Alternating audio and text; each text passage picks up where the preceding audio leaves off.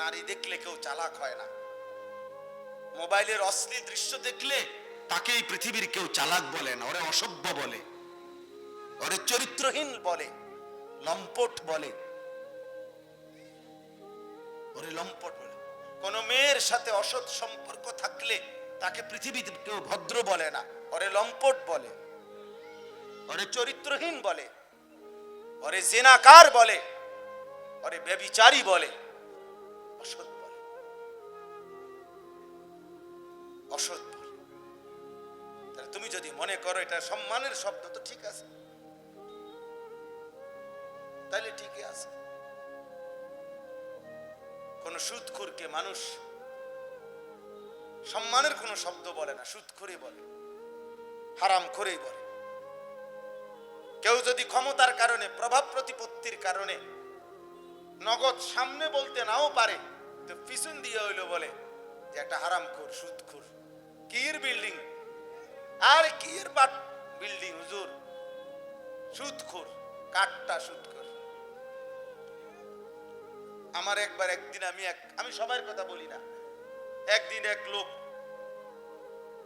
এক বড় বস, তার সামনে কর্মচারী, আমি দেখলাম কর্মচারীটা তারে 5 মিনিটের মধ্যে মনে 20 বার বলল, জি স্যার, জি জি, জি স্যার, জি জি স্যার, জি জি জি, জি স্যার, আপনি যেটা বল, জি স্যার, এটা এটা এটা এভাবে, মানে জি স্যার বলতে বলতে ফ্যান আউট এলেন। যখনই স্যার চলে গেল, হে এই কর্মচারী, তার বেতনভুক্ত কর্মচারী বলে, হুজুর মনটা চাইছে ফাঁসাতে একটা লাত্তি দিই। এই কইতেছে, আমি বলি আস্তাগফিরুল্লাহ, আপনি কি করেন? আপনার বস দেখলাম স্যার কইতে কইতে আপনি জান শেষ। হুজুর আপনি জানেন না, কাঠটা সুদখোর। কর্মচারী তোরে ফাঁসাত লাত্তি দিতে চায়, তোর এই টাকার মূল্য কি? তোর এই বিল্ডিং দিয়ে করবি কি বেটা?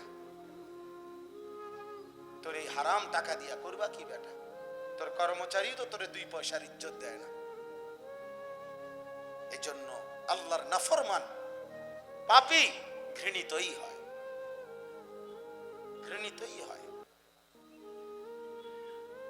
বন্ধুর কাছেও সে ঘৃণিত, শত্রুর কাছেও সে ঘৃণিত। একসাথে যে 2 ছেলে মনে করেন নেশা করে, গাঁজা খায়, এই 2 জন এক লগে মনে করেন একসাথে খায়, এদের একজনকে আলাদা করে আপনি জিজ্ঞাসা করেন যে তোমার বন্ধু সে কেমন, সে কি বলবে? জোনায়েদ বাগদাদি, বাইজিদ বুস্তামি বলবে, তো বলবে নেশাখোর। যদি বলেন কিরে দোস্ত তোমরা দুজন একসাথে নেশা করো, তুমি কেমনে তার বিরুদ্ধে কও? তখন সে কি বলবে? বলে আরে ভাই নেশা করে তো আমি আরে তারে কি বলতাম, তারে আমি আব্দুল কাদের জিলানী নি কইতাম। এই জন্য অসৎ অসতের কাছেও অসৎ, চরিত্রহীন আরেকটা চরিত্রহীনের কাছেও চরিত্রহীন। তাইলে ভালো মানুষের কাছে তো তুমি মন্দই, মন্দ লোকের কাছেও তুমি মন্দ। এটা বোঝা উচিত। মানে লানতই তার জন্য উপযুক্ততা, অভিশাপই তার জন্য উপযুক্ততা। এই জন্য সবাইকে বলি, আমিও আপনিও গুনাহ ছেড়ে দেওয়া, আল্লাহর নাফরমানি ছেড়ে দেওয়া, এটা আমাদের জিন্দেগির মূল কাজ। প্রিয় ভাই, প্রিয় বাবা, আমরা মুসলমান, আমাদের বর্তমান সময়টা আমরা খুব বেশি খামখেয়ালি করতেছি। আমাদের প্রজন্ম 12, 14, 16, 18, 20 বছরের ছেলেপেলেরা আমাদের হাত থেকে ছুটে গেছে। আমরা যেন তাদের বাঁধন তাদের হাতে দিয়ে দিছি। বাবা মা সবাই আলাদা হয়ে গেছে, যেন রাতে হয়তো একসাথে ঘুমায় এক ঘরে, খানার টাইমে হয়তো মাঝে মধ্যে একত্র হয়, অথবা ছেলে ছেলের টাইমে খায়, বাবা বাবার টাইমে খাইয়া চলে যায়। আপন ঘরে মুসলমান 12, 14, 16, 18 বছর বয়স মাত্র, বাবা মা জীবিত, এক ঘরে ঘুমায়, বাপও মুসলমান, কিন্তু 16 বছরের ছেলেটা খোদার 1 বছর আমি প্রত্যেক দিন আমার এই চিৎকার করি রে ভাই, 365 দিনে খোদার একটা বছরে আপন ছেলে আপন মেয়ে এক ঘরে ঘুমায়, কোনো দিন ফজরের নামাজ পড়ে না, এত বড় জানোয়ার মুসলমানের ঘরে কেমনে ঘুমায়?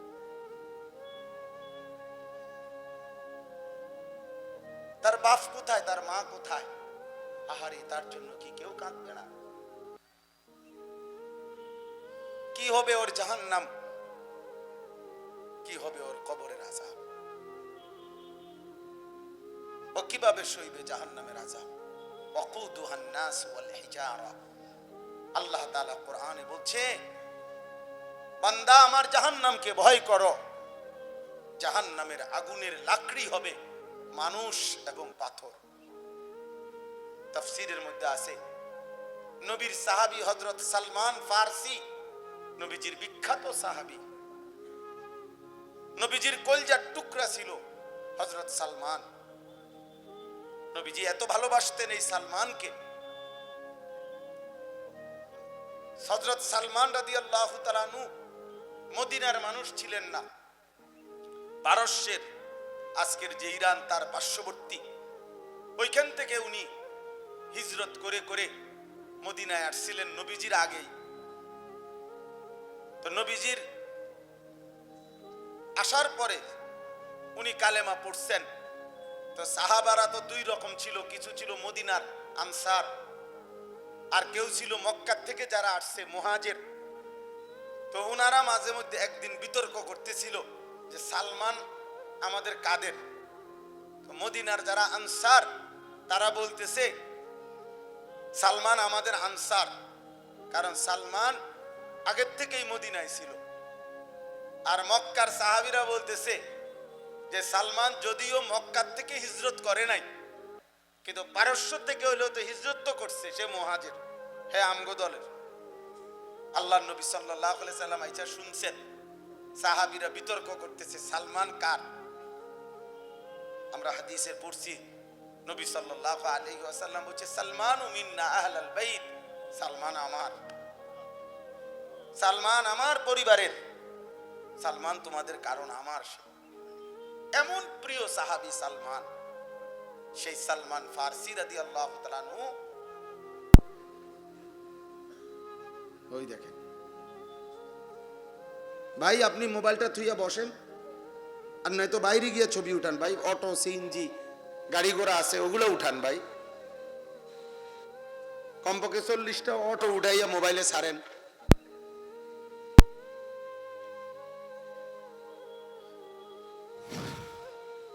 আমি ছেড়ে দিতে রাজি না। বাপ, আমার একটা অভ্যাস হলো, আমি নতুন পুরান বুঝি না। মানে আমি কোনো জায়গায় নতুন আসছি না পুরাতন আসছি, এগুলো আমি বুঝি টুঝি না। আমি জনপ্রিয়তাও কিছু বুঝি না। আমি কোনো ভোটার প্রার্থী না, কাজে আমার কোনো মার্কা নাই। আমি অনেক মানুষের সমর্থন দিয়ে করবো কি, আর নতুন পুরাতন কোনো হিসাব না। একবার আসছি তো একবারই, আল্লাহর জন্যই আসছি। আর আমরা মুসলমান, আমরা সবাই আপন, আমরা পরিচিতই, আমরা একই দলভুক্ত, একই দেহের আলাদা আলাদা অংশ। অতএব আল্লাহ নবী সাল্লাল্লাহু আলাইহি সাল্লামের সাহাবী বলতেছিলাম সালমান ফারসি, আহা, উনি যখন এই আয়াত নাজিল হইছে, এই যে জাহান্নামের আগুনের লাকড়ি হবে মানুষ এবং পাথর, মানুষ যত ফেলবে আগুন তত ধাউ ধাউ করে জ্বলবে। খোদার কসম, হযরত সালমান ফারসি তাফসীরে লিখছে, এই আয়াত শুনবার পর একটানা 3 দিন 3 রাত শুধু অঝরে কানছে আর কানছে, কানছে আর কানছে, কানছে আর কানছে, আর একটা কথাই বলছে, আয় মাওলা, আমি সালমান যদি জাহান্নামের লাকড়ি হই, কি হবে আমার, কি হবে আমার, কি হবে? এই কথাটাই শুধু বলছে। 3 দিন পরে নবী তাকে বলছে, সালমান, আমি মুহাম্মদে আরবি সাক্ষ্য দিলাম, জান্নাত তোমার জন্য অপেক্ষা করছে, তুমি কাঁদো না সালমান। দোস্ত, জাহান্নামের আগুন আমরা ভাবতেও পারি নাই এখনো, এটা কি ভয়ানক। কুল্লামা নাদিজাত জুলুদুহুম বাদদালনাহুম জুলুদান গায়রাহা। সেকেন্ড সেকেন্ড শরীরের চামড়াগুলো জ্বলসে যাবে, আবার তৈরি হবে। কুল্লামা আরাদু আন ইয়াখরুজু মিনহা উঈদু ফিহা। আল্লাহ বলে জাহান্নামের আগুনের সাগর, পানি যেরকম ঢেউ খেলে, আগুন এভাবে ঢেউ খেলবে। আর এই আগুনের ঢেউয়ে জাহান্নামী যখন জাহান্নামের পারে আসতে চাইবে, ফেরেশতা তখন পুনরায় আবার লাথি দিয়া তার আগের জায়গায় পাঠায় দেবে। কুল্লামা আরাদু আন ইয়াখরুজু মিনহা উঈদু ফিহা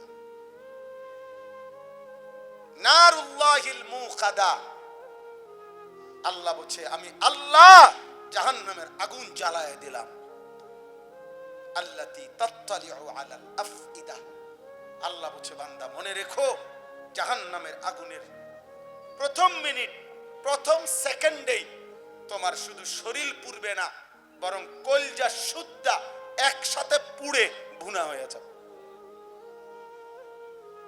এই পৃথিবীতে আগুন লাগলে বাপ, যদি এদিকে আগুন লাগে চেষ্টা করলে বাকি অংশ বাঁচানো যায়,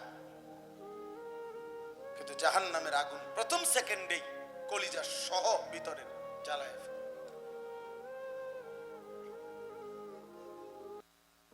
এজন্য কিশোর নওজোয়ান, তুমি খামখেয়ালি করো না,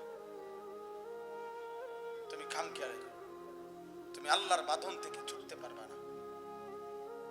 তুমি মনে করো না এই যৌবন শেষ, তুমি মনে করো না এই হায়াত শেষ, তুমি মনে করো না বাবা কিছু বলে না দেখা আল্লাহ বলবে না, তুমি ভেবো না এই সমাজের কেউ তোমারে ফিরায় নাই দেখা আল্লাহ তোমারে ছেড়ে দিবে। না আব্বা, এমনটা না।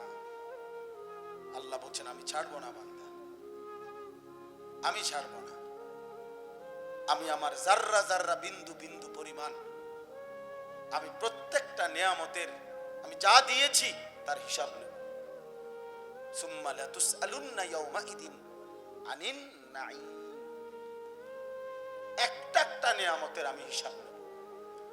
হাদিসের মধ্যে আছে, তাফসীরে আছে, 3 দিন ক্ষুধার্ত থাকার পরে, এই আয়াতের তাফসীরে আছে হযরত ওমর, আবু বকর এবং নবীজি সাল্লাল্লাহু আলাইহি ওয়াসাল্লাম 3 দিন ক্ষুধার্ত থাকার পরে 2টা বা 3টা খেজুর খাইছেন আর একটু পানি পান করছেন। আল্লাহর নবী বলছেন, ওমর আল্লাহর কসম হাসরের দিন এই 2টা খেজুর আর 1 ঢোক পানির হিসাবও তোমাকে দিতে হবে। ওমর বলছি ইয়া রাসূলুল্লাহ, 3 দিনের অভুক্ত থাকার পরে 2টা খেজুর খাইলাম, মাত্র একটু পানি পান করলাম, এর হিসাবও দিতে হবে? আল্লাহর নবী বলেন, ওয়াল্লাহি লা তুসআলু আন হাদান নাঈম। আল্লাহর কসম এই নিয়ামতের হিসাব দিতে হবে। তাইলে তুমি বলো বাপ, মাথা ব্যথা ছিল কতদিন, সুস্থ ছিল কতদিন? পেটে ব্যথা ছিল কতদিন, পেট ভালো ছিল কতদিন? প্রত্যেকেই আমরা ভেবে দেখি, জীবনে হাসছেন কতবার, কাঁদছেন কতবার? তাহলে সুখেই তো ছিলেন বেশি, আরামেই তো ছিলেন বেশি, হাসি আর আনন্দেই তো ছিলেন বেশি, আমিও আপনিও। তা আল্লাহর নাফরমানি কেন করলাম? একটা মুসলমান কিভাবে সম্ভব 1 বছর নামাজ পড়বে না? কোনদিন ফজরের নামাজ? আমি তো বলছি 1 বছর, 2, 4, 5 বছর হতো সে জানেও না ফজরের নামাজ কি জিনিস। অথচ কসম খোদার আল্লাহ তাআলা নবী সাল্লাল্লাহু আলাইহি সাল্লাম বলছে, এশার নামাজ এবং ফজরের নামাজ মসজিদের জামাতে যে আসে না, নবীজি বলছে সে মুনাফিক, মুনাফিক, মুনাফিক। লা ইয়াশহাদুহুমা মুনাফিকুন। নবীজি বলছে এশা এবং ফজরের নামাজে আসে না মুনাফিক। কে আসে না? এজন্য ফজরের নামাজকে মুমিনের নামাজ বলে, তাফসীরে আছে। সালাতুল মুমিন, মুমিনের নামাজ। বাবা পড়ে যাবে বাবা, মুমিনের নামাজ, ফজরের নামাজ মুমিনের নামাজ। অর্থাৎ কোন ব্যক্তি মুমিন নাকি মুনাফিক, খোদার কসম এটা পার্থক্য করার প্রমাণ চিহ্ন ফজরের নামাজ, জুমার নামাজ না। সব আলেম এখানে আসামনে জিগা, কোথাও এ কথা নাই। জুমার নামাজের ফজিলত অনেক, অনেক ফজিলত, জুমার নামাজের অনেক ফজিলত আছে, নেকি অনেক আছে। কিন্তু আপনি আমি মুমিন না মুনাফিক এটা পার্থক্য করার চিহ্ন ফজরের নামাজ, ফজরের নামাজ, ফজরের নামাজ। কোন নামাজ? ফজর, ফজর। যেন বলো দোস্ত, কেন ফজরের নামাজ পড়ো না? কেন ফজরের নামাজ পড়ো? কোরআনুল কারীমের মধ্যে আছে তিনটি জাতি, হযরত হুদ আলাইহিস সালামের জাতি না, হযরত লূত আলাইহিস সালামের জাতি, হযরত শুআইব আলাইহিস সালামের জাতি, হযরত সালেহ আলাইহিস সালামের জাতি। এই তিনটি জাতিকে আল্লাহ অবাধ্যতা নাফরমানির কারণে আযাব দিয়ে চিরতরে ধ্বংস করে দিয়েছিলেন। এই তিন জাতিকেই আল্লাহ যে ধ্বংস করে দিয়েছে চূড়ান্ত, কোরআন শরীফে তিন জাতির কথাই আছে, তাদেরকে ধ্বংস করেছেন আল্লাহ ফজরের ওয়াক্ত। ফাসবাহু ফি দারিহিম জাসিমিন ইন্না মাওইদাহুমুস সুবহু আলাইসা সুবহু বিকরিব। লূত আলাইহিস সালামের কওমকে যখন উল্টাবে, ফেরেশতা জিজ্ঞেস করছে আল্লাহ কোন সময় উল্টাইতাম, টাইমটা কখন? আল্লাহ বলছে ইন্না মাওইদাহুম আস-সুবহু, সুবহ, এই সুবহে সাদিক, ফজরের ওয়াক্ত। সুবহে সাদিক ফজরের ওয়াক্ত না, ফজরের ওয়াক্তে আল্লাহ বলছে উল্টাই দিলাম, উল্টাই দিস, উল্টাই দিস। কওমে সামুদ উল্টাই দিছে, কওমে শুআইব উল্টাই দিছে, ধ্বংস করে দিছে ফেরেশতার বিকট চিৎকার দিয়ে শেষ করে দিছে। ফজরের ওয়াক্ত আমাদের নবী সাল্লাল্লাহু আলাইহি সাল্লাম বলছেন ফজরের ওয়াক্তে সারা রাত আল্লাহর জমিনে যত ফেরেশতা পাহারাদারি করে তারা ফজরের নামাজ পড়ে আসমানে ফিরে যায়, আর সারা দিন যারা ডিউটি করবে তারাও আসমান থেকে আইসা ফজরের ওয়াক্তে জামাতে শামিল হয়। এজন্য নবীজি বলছে তাজতামিউ মালাইকাতুল লাইল ওয়া মালাইকাতুন নাহার ফিল ফজর। ফজরের ওয়াক্তে সারা রাতের ফেরেশতা, সারা দিনের ফেরেশতা এবং মুমিন মুত্তাকি আল্লাহর প্রিয় বান্দা একসাথ হয়। এজন্য যারা ফজরের নামাজ পড়ে না, তো রাতের ফেরেশতারা যাওয়ার সময় বলে তোর উপরে আল্লাহর লানত, তোরে সারা রাত পাহারা দিলাম বেঈমান, তুই আমার মালিকের ফজরের সেজদা দিলি না। আর সারা দিন যারা ফেরেশতা পাহারাদারি করবে তারাও আয়েশা বলে তোর উপরে আল্লাহর লানত, তোরে কি পাহারাদারি করমু, তুই বেঈমান, তো এখনো ফজরের জন্যই উঠলি না। এজন্য যুবক মনে রেখো, ফজরের নামাজ যে পড়ে না তোর উপরে আল্লাহর লানত, সমস্ত ফেরেশতার লানত। এজন্য সুখ মিলবে না, ভাত তরকারি খাইতে পারবা, বেডি খাইতে পারবা, লজ্জাস্থানের চাহিদা পূরণ হবে, পেশাব পায়খানা করতে পারবা, ঘুম যাইতে পারবা। এগুলো এই চারটা জিনিস, খানা, ঘুম, পেশাব পায়খানা আর লজ্জাস্থানের চাহিদা, এই চার জিনিস কুত্তারও পূরণ হয়। কুত্তাও খায়, কুত্তাও ঘুমায়, কুত্তাও পেশাব পায়খানা করে, কুত্তারও লজ্জাস্থানের চাহিদা পূরণ হয়। নাহলে কুকুরের বাচ্চা হয় কেমনে? কথা বলে না, কুকুরের বাচ্চা হয় কেমনে? না তো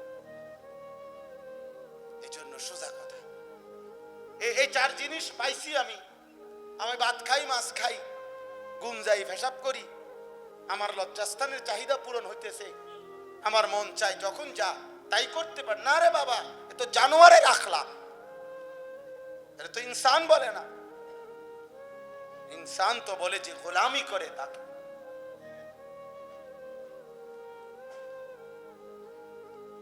যে তার মালিককে চেনে তাকে ইনসান বলে,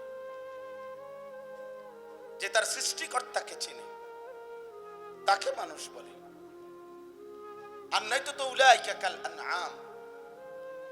আল্লাহ তো কোরআনে স্পষ্ট বলেছে, যার দিল আছে কিন্তু আল্লাহকে বুঝে না, যার কান আছে কিন্তু আল্লাহর কথা শুনে না, যার চোখ আছে কিন্তু আল্লাহর কুদরত দেখে না, আল্লাহ তো বলছে উলাইকা কাল আনআম, ও তো চতুষ্পদ জন্তু ও জানোয়ার, ও তো জানোয়ার।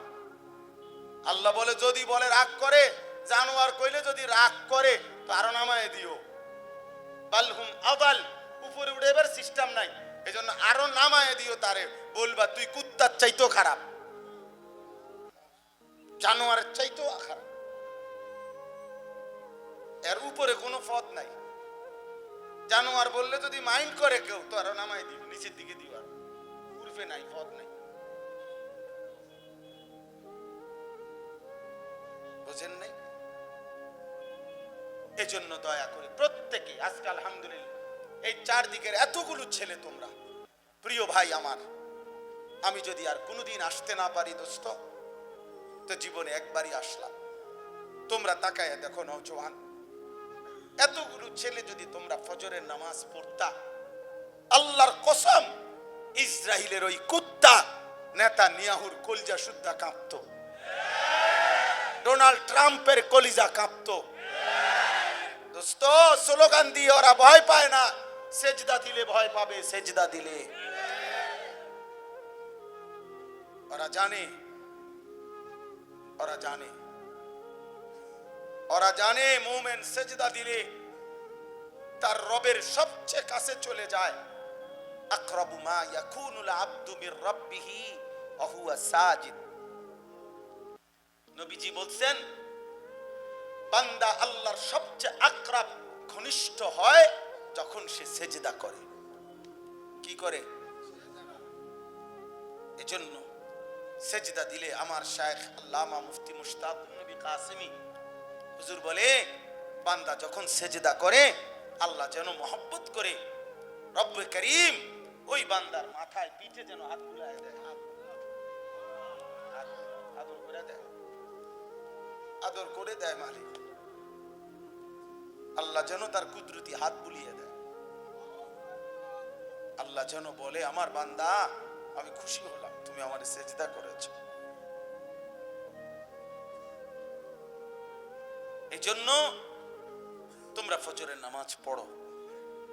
যুবক ভাই, কিশোর ভাই, তোমাদেরকে অনুরোধ করলাম, ইনশাআল্লাহ তোমাদের সেজদায়, তোমাদের এক ফোঁটা চোখের পানিতে ইমানের বিজয় হবে ইনশাআল্লাহ, কালেমার পতাকা উঠবে ইনশাআল্লাহ, ইসরায়েলের কুত্তারা হারবেই ইনশাআল্লাহ, গাজাও বিজয় হবে, ফিলিস্তিনের পতাকাও উড়বে ইনশাআল্লাহ। আমি বললাম কাউরে না কাউরে দিয়ে আল্লাহর দ্বীন বিজয়ী হবে, ফিলিস্তিনও বিজয় হবে, গাজাও বিজয় হবে, সারা পৃথিবীতে মাহাদির সৈনিক ইমানের পতাকা উড়াবে। কিন্তু হয়তো তুমি কামে লাগলা না, আর কি, যুদ্ধ হবেই, জিহাদ হবেই, আল্লাহর দ্বীন প্রতিষ্ঠিত হবেই, কিন্তু তুমি হয়তো বেডি দেখতে দেখতে, নারী দেখতে দেখতে, উলঙ্গ ছবি দেখতে দেখতে, মোবাইল টিপতে টিপতে, জিনা ব্যভিচার করতে করতে, মদ জুয়া চলতে চলতে তুমি হয়তো জাহান্নামে চলে যাবা। কিন্তু ইমানের বিজয় আল্লাহ তার পক্ষ থেকে মনোনীত বান্দা তৈরি করে আল্লাহ করবেনই করবেন, করবেনই করবেন। ঘাবড়াইও না, তোমার মতো আমার মতো কাঙ্গালের জন্য ইসলাম অপেক্ষায় নাই। আল্লাহ আমাকে কারো মুখাপেক্ষী না, মুখাপেক্ষী কথা বলে না, মুখাপেক্ষী না, না বাপ,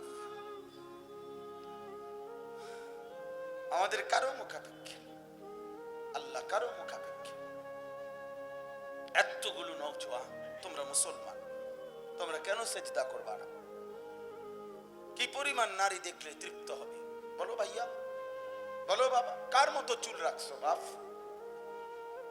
তোমাদের যাদের সামনে ডানে বামে চুল বড়, এই ফ্যাশনেবল চুল রাখছো, প্রিয় ভাই এ তো কাফরের চুল, এ তো ইয়াহুদিদের চুল, এ তো মুশরিকের চুল। তুমি জানো না আল্লাহ কোরআনে বলছে ইন্নামাল মুশরিকুনা নাজাস,